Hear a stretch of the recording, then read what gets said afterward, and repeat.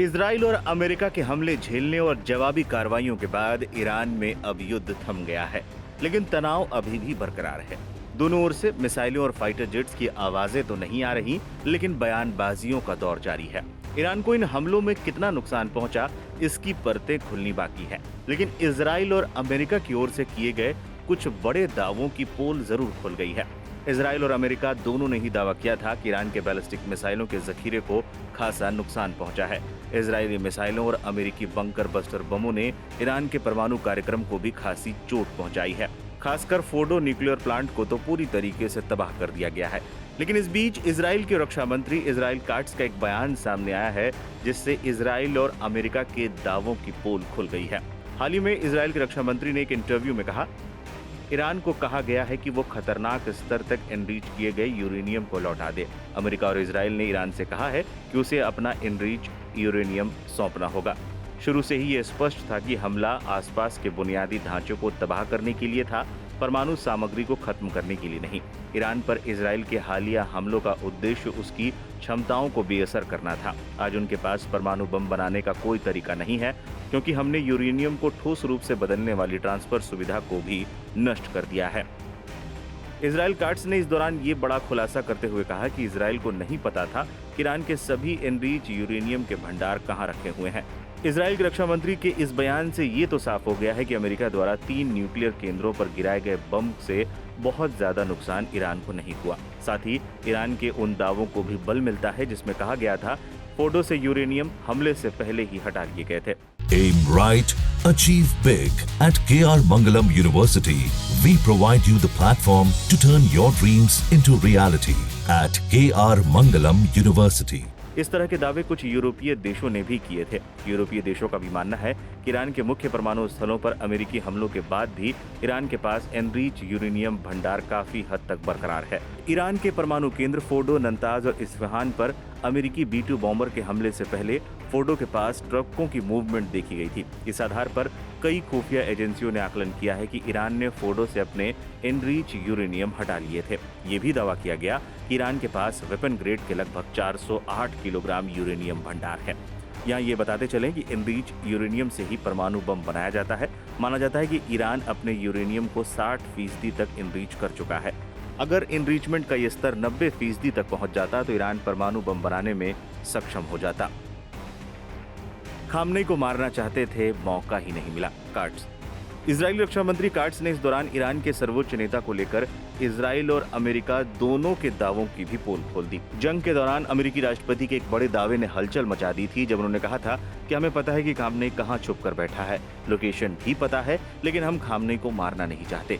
जंग के दौरान भी ये चर्चा काफी ज्यादा थी कि इजराइल खामनेई की हत्या करने का प्लान बना रहा है। अब जंग खत्म होने के बाद इजरायली रक्षा मंत्री ने कहा कि इजरायली सेना ईरान के सर्वोच्च नेता अली खामनेई को मारना चाहती थी, लेकिन जंग के दौरान ऐसा मौका ही नहीं मिला। जब उनसे पूछा गया कि क्या इजराइल ने इस तरह की कार्रवाई के लिए अमेरिका से अनुमति मांगी थी, तो उन्होंने साफ साफ कहा कि ऐसे मामलों में हमें किसी की अनुमति की जरूरत नहीं है। काट्स ने कहा कि ईरानी नेता को मारने का फैसला ले लिया गया था, लेकिन एक बार जब वो बंकर में छिप गए तो इजराइल उन्हें नहीं खोज पाया। इजराइल काट्स ने इंटरव्यू के दौरान एक बार फिर दोहराया कि इजराइल ईरान को परमाणु बम बनाने नहीं देगा और न ही लंबी दूरी की मिसाइलें ही बनाने देगा।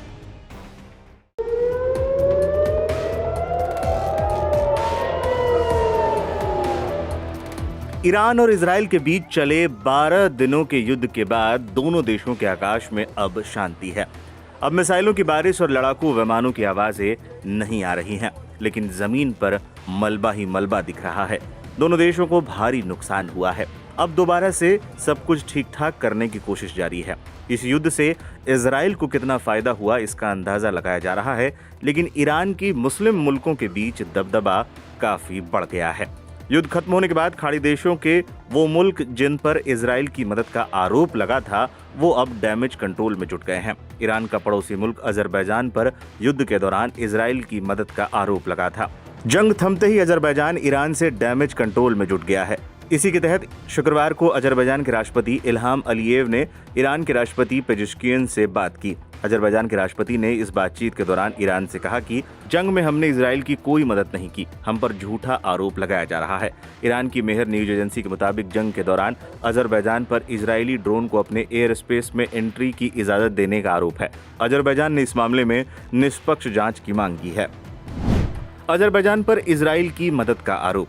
13 जून को इजराइल ने जब ईरान पर हमला किया था तो इसके बाद कई देशों ने इजराइल के हमलों की निंदा करते हुए बयान जारी किया था। इस दौरान 21 मुस्लिम देशों ने संयुक्त रूप से बयान जारी किया था। इन 21 देशों में पाकिस्तान, तुर्की, कतर जैसे देश शामिल थे, लेकिन अजरबैजान ने इजरायली हमले के विरोध में जारी इस पत्र पर साइन नहीं किए थे। इसके बाद से ही काफी चर्चा शुरू हो गई थी। हंगामा तो तब मच गया था जब इजराइल ने ईरान पर ड्रोन अटैक करने के लिए अजरबैजान का एयर स्पेस यूज किया था। जंग के बीच अजरबैजान पर इजराइल को तेल बेचने का भी आरोप लगा। इसके साथ ही पूरे 12 दिनों तक अजरबैजान साइलेंट रहा था, जिसको लेकर भी काफी तरह की चर्चाएं थी। Aim right, achieve big. At KR Mangalam University, we provide you the platform to turn your dreams into reality. At KR Mangalam University. अब ईरान के साथ डैमेज कंट्रोल में जुटा। पेजेश्कियन से बात करते हुए अजरबैजान के राष्ट्रपति ने कहा कि हम अपने एयर स्पेस पर कंट्रोल रखते हैं। जो भी मीडिया रिपोर्ट चल रही है वो सही नहीं है, हम जांच करेंगे और फिर आपको रिपोर्ट देंगे। यहूदी शासन को सबक सिखाना जरूरी था। उन्होंने ईरान में मारे गए लोगों के लिए दुख भी जताया, साथ ही ये भी कहा कि जिस तरीके से शांति स्थापित की गई वो स्वागत योग्य है। अजरबैजान की इजराइल के साथ कैसे हैं संबंध? अजरबैजान और इजराइल ने दशकों से रणनीतिक संबंध बनाए रखे हैं।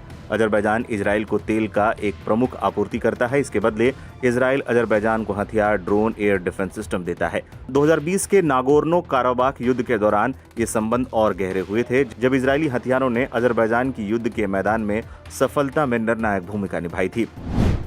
डैमेज कंट्रोल में क्यों जुटा है अजरबैजान? अजरबैजान और इजराइल की नजदीकी किसी से छुपी नहीं है और यह अंदेशा शायद ईरान को भी था। जानकारों का मानना है कि युद्ध में अजरबैजान ईरान का साथ नहीं देगा, इसका अंदेशा तो था, लेकिन इजराइल की मदद करेगा ये किसी ने नहीं सोचा था। खबरें सामने आने के बाद अजरबैजान ईरान के साथ अपने संबंध सुधारने में लगा है और इसकी बड़ी वजह ये भी है कि अजरबैजान ईरान का पड़ोसी मुल्क है। दोनों की सीमा एक दूसरे से लगती है। हाल ही में तुर्की और अजरबैजान के बीच बन रहे कॉरिडोर को ईरान ने रोक दिया था, जिसके बाद दोनों देशों के बीच तनाव की स्थिति खड़ी हो गई थी। इतना ही नहीं, अजरबैजान को अब ईरान की प्रॉक्सी का भी डर सताने लगा है।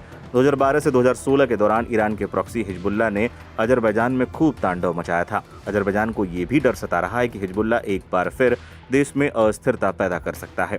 अब देखना है अजरबैजान को ये डैमेज कंट्रोल करने का कितना फायदा मिलता है।